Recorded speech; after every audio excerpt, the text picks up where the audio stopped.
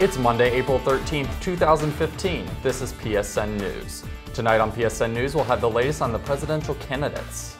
We'll also talk to Penn State's crop mobs, coming up on PSN News.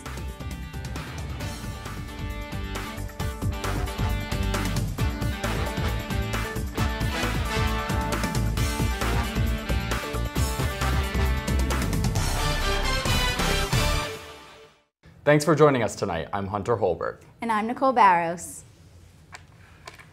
It may be almost 2 years away, but the 2016 presidential race is going strong. In the past week, 3 candidates announced they will be entering the race. Today, Republican Senator Marco Rubio of Florida announced his candidacy at a kickoff rally in Miami. Yesterday, former Secretary of State Hillary Clinton announced her bid for the Democratic nomination while traveling in Iowa on her first trip as a candidate. Last week, Republican Senator Rand Paul of Kentucky also declared himself as a candidate. At least 20 other politicians are expected to announce their bids as well. Gay rights activists are angry after President Obama publicly backed a Michigan ban last week on LGBT conversion therapy. Obama condemned such therapy in which mental health doctors would try and change someone's sexual orientation. California, New Jersey, and the District of Columbia have also banned conversion therapy, something which a senior White House advisor said could have devastating effects to the LGBT community. Supporters against the ban say that the conversion therapy is misunderstood and that it can change lives.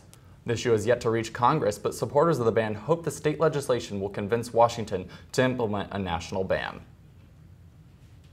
A Boston jury has found Johar Tsarnaev guilty on all 30 counts related to the deadly 2013 Boston Marathon bombing. Jurors reached the verdict on Wednesday afternoon after a little over 12 hours of deliberation in 2 days. 17 of the 30 convicted charges carry the possibility of the death penalty. Tsarnaev's lawyers admitted he participated in the bombings, but said his now-deceased older brother was the driving force behind the deadly attack. The second phase of the trial will begin next week when it will be decided if he should receive the death penalty or life in prison. 3 people were killed and more than 260 were injured in the bombing in 2013. A South Carolina police officer has been charged with murder after a video surfaced that appears to show him shooting an unarmed man who is running away. Michael Slager, an officer with the North Charleston Police Department, was arrested on Tuesday and could face life in prison or death if convicted. Slager fired 8 shots into Walter Scott following a routine traffic stop over the weekend. Slager is not yet to enter a plea, and his attorney has declined to publicly comment on the case. Scott was a father of 4 and a veteran of the U.S. Coast Guard. It turns out Facebook isn't just for connecting with friends. A judge has given a New York City woman permission to file for divorce from her elusive husband via a Facebook message. The woman's lawyer says that ruling was made by Manhattan Supreme Court Justice Matthew Cooper last Monday. Victor Senna Bloods-Raku will be served with the divorce summons via a private Facebook message. It will be repeated once a week for 3 weeks or until acknowledged by Eleonora Badu's husband. The ruling says Bloods-Raku has only been in touch with his wife via phone and Facebook. Penn State's Relay for Life smashed its goal for 2015. We'll have the story coming up. Hundreds of students who took part in Relay for Life this weekend showed that Penn State's fundraising efforts don't stop when Thon ends. Morgan Mallon has more. This Sunday, students took to the Penn State outdoor track for Relay for Life, a 24-hour walkathon. The annual event raises hundreds of thousands of dollars each year for the American Cancer Society. So here at Penn State, we turn it into a year-long fundraising and awareness-raising effort for the American Cancer Society. So the American Cancer Society is obviously a national organization. It raises, Relay for Life alone raises over $1 million a day for the American Cancer Society. And they provide services like Hope Lodge, which gives survivors, cancer survivors and their families, a place to stay during treatment. And also they fund cancer research, whether it's at a state university like here or various hospitals around the country. They do provide a lot of cancer research funding, and it's a great organization I'm proud to be part of. The weekend included musical performances, theme hours, and games. Some relay goers spent the full 24 hours at the event, sleeping in tents at the track overnight. Those walking ranged from students to community members to survivors, each with their own reason for getting involved. For me, their slogan is, we relay for more birthdays. I think it's really crucial. It's a really important thing to advocate year-round for cancer, finding a cure for cancer. Especially I'm part of the Thon org, and we have to realize that caring about cancer fundraising, it doesn't stop after Thon. It should be a year-round event. Like, cancer never stops. Cancer never stops affecting people's lives, so we should never stop fighting cancer. That's why I wanted to do Relay this year. It's just a great way to give back to the community and to remember those who have battled cancer or who are currently fighting cancer. So it's a really great event, and I'm happy to be carrying it on through Penn State and doing it with my organization on campus.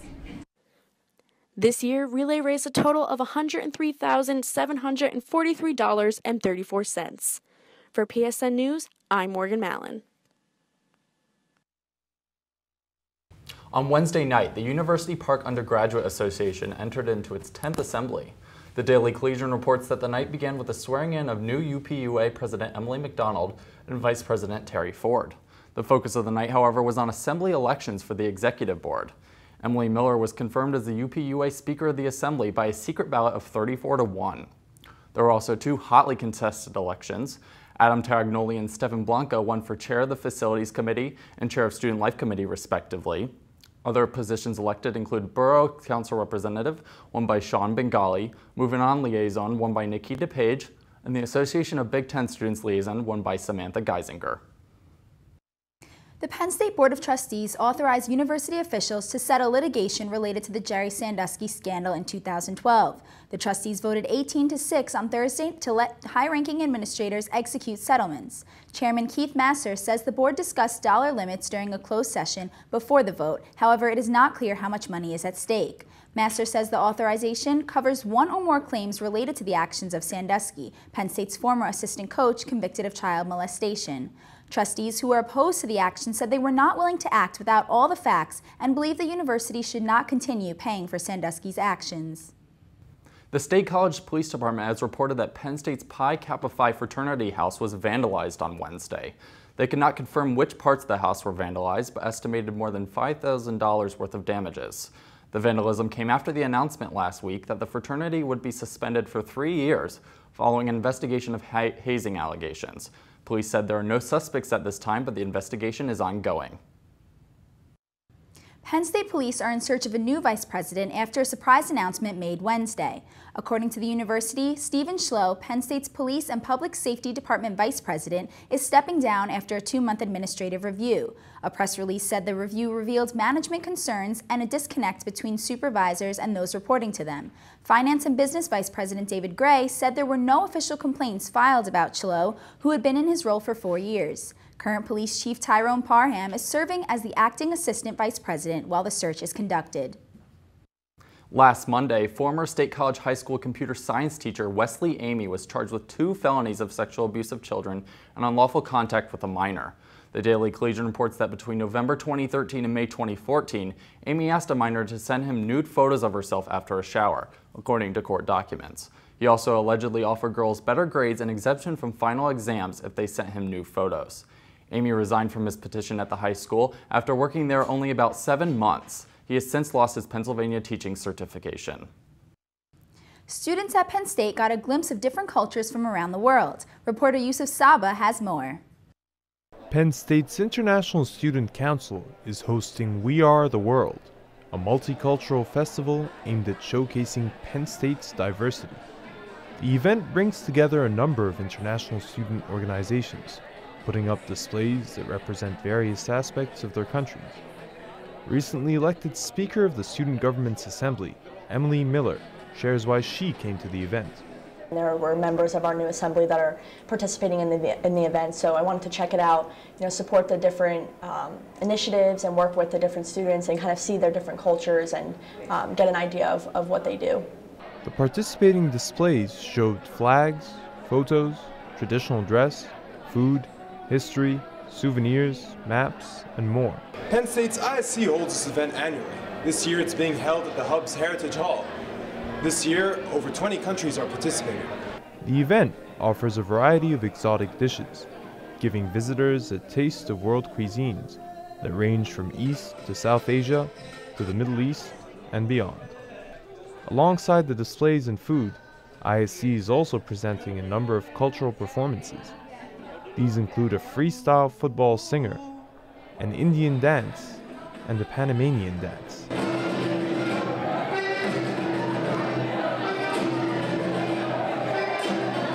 president of ISC, Siri Swayampu, says the event is significant to the community. There are a lot of students from various nationalities around the world, but I don't think the domestic population at Penn State is fully exposed to that. So We Are the World is a way for the Penn State community to experience diversity in like one single event. Participants are encouraged to tour the displays and learn about each culture from its representatives. On entering, visitors are given a passport to culture, allowing them to collect a signature from each display they visit. Reporting for PSN News, I'm Yusuf Sel. We'll be right back with an interview with Penn State's crop mobs. Stay tuned. Welcome back. I'm here with Paul Arena from Penn State's Crop Mobs. Thanks for joining us, Paul. Hello. So for those out there who don't know, can you explain exactly what Crop Mobs is? Basically, we're just people that go to local farms and help organic farmers with their small problems. It could be just planting food or fixing a fence or stuff like that. Okay, awesome. So how has Crop Mobs been helping sort of the environment, the economy, maybe the local economy, the community? It's farming generally, so planting anything is good for the environment unless you're hurting it or putting bad chemicals in it. But what we do is we help the farmers that don't use pesticides or any herbicides or anything like that, because they're full organic. They don't want to hurt or interrupt anything wrong with the environment. So what we do is just take plants and we just put it right in the ground. Okay, so and you had your first event this past weekend, is that right? Yeah. How did that go? We went to Edenview Farms. It was pretty nice. Okay, what kind of stuff did you do at the event? We planted onions and we put up trellises for peas. Okay, and why did you, you're one of the managers, so why did you decide to get involved in Crop Mobs? Well, just last semester I was volunteering for all the events that I possibly could, because I just heard about it. And then I signed up for so many events that they asked me to help run it. So they just kind of took me under their wing and told me to do things. I don't really know what major stuff is part of the group, but I help organize some of the things. Very cool. And then why do you think that Penn State students should get involved in Crop Mobs? I am very passionate about farming, so I think a lot of people should be, because it's very important, and it's what we eat. Like, a lot of the farms that we help out give food to the dining commons that we eat food at. So it's nice to see the people that make our food process it, and that's what we eat for dinner. Okay, awesome. Well, thank you so much, and we'll be right back with this week's weather forecast. From the students of Penn State Meteorology, here is your Penn State Campus Weather Service forecast. Good evening, Penn State. Student meteorologist Faith Eretz here with your Campus Weather Service forecast for this beautiful April 13th. We'll start out here as usual with your weather headlines for the week. I'm very excited to report that spring has finally sprung here in State College. I've had a very long winter, forecasting record cold and wind chill for all of you PSN viewers, so I'm very excited to say that these warm temperatures are finally here to stay. But of course it is April, so we will be seeing some April showers starting tonight and sticking around for much of tomorrow. But luckily they will clear out in time for us to have a beautiful middle of the week here at Penn State. If we take a closer look at these showers moving in tonight, they will hit State College around 5 or 6 a.m. just in time for those walks to your 8 a.m. classes tomorrow morning. But by the early evening, we should only be seeing some light sprinkles here in State College. However, tonight we will continue to see that chance of rain stick around with a low just below 50 degrees, so it's not too bad here, but the wind will really be the killer, up to 15 miles an hour, and that will stick around through the day tomorrow as those showers continue, but we could see some peaks of sun before the day is over. Looking past tomorrow, we can see Wednesday will be an absolutely beautiful day here at Penn State with bright sunny skies and temperatures in the low to mid 60s. So if there is a day to do your homework on Old Main Lawn, Wednesday is that day. Unfortunately, showers and clouds will move in during the day on Thursday and stick around through Friday, but luckily they will clear out in time for an absolutely beautiful blue and white weekend here at University Park with partly sunny skies and 60 degrees for your game on Saturday. Sunday will see much of the same before another system moves into the area for the beginning of next week. That's all I've got for you from the Penn State Campus Weather Service. I'm Faith Eretz, reminding you to enjoy the weather and stay tuned for sports next on PSN News.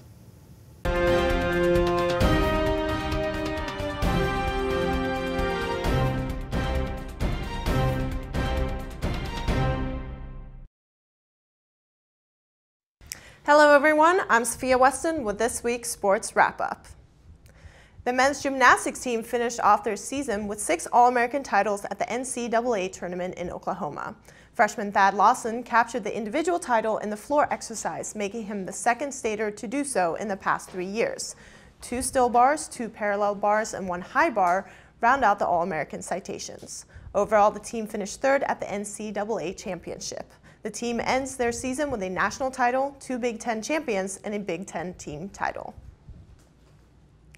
The baseball team had a harsh loss against Michigan with a score of 8-3 on Sunday at home.